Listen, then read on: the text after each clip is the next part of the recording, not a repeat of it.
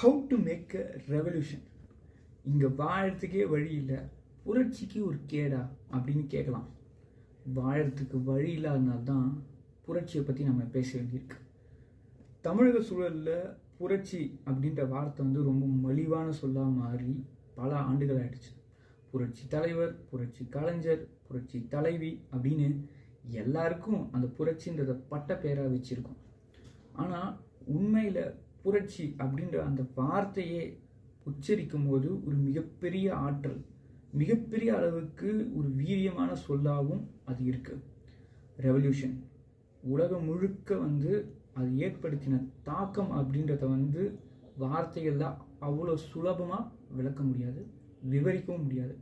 ஏன்னா அது ஏற்படுத்தின உணர்வுகள், அது ஏற்படுத்தின மாற்றங்கள் எல்லாமே ரொம்ப பெருசு.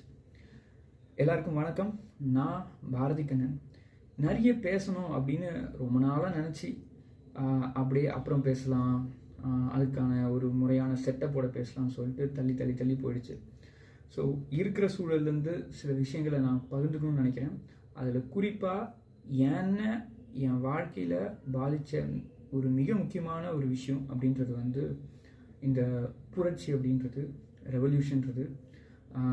நான் படித்த ரொம்ப குறைவான என்னுடைய வாசிப்பு அனுபவத்துலேருந்தும் ஒரு 10-15 ஆண்டு காலம் ஒரு காலத்தில் பணியாற்றின அனுபவத்தில் இருந்தும் நிறைய தோழர்களோட, இடதுசாரி தோழர்களோட, அர்ப்பணிப்போடு செயல்பட்ட தோழர்களோட பேசின அந்த வரலாற்றை வாய்மொழியாக கேட்ட அனுபவத்தில் இருந்தும் சர்வதேச அளவில் இருக்கக்கூடிய புரட்சிகர அமைப்போடு இருக்கக்கூடிய தோழர்களை நேரடியாக ஒரு பயிற்சி வகுப்பில் சந்தித்த அனுபவத்தில் இருந்தும் சில விஷயங்களை நான் பகிர்ந்துக்கணும் அப்படின்னு நினைக்கிறேன்.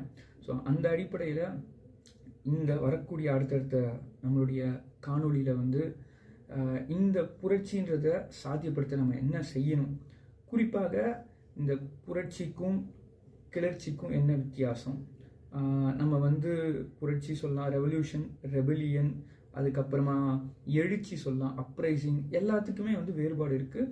அந்த மாதிரியான வேறுபாடுகளையும் நான் போக போகிறதில்ல.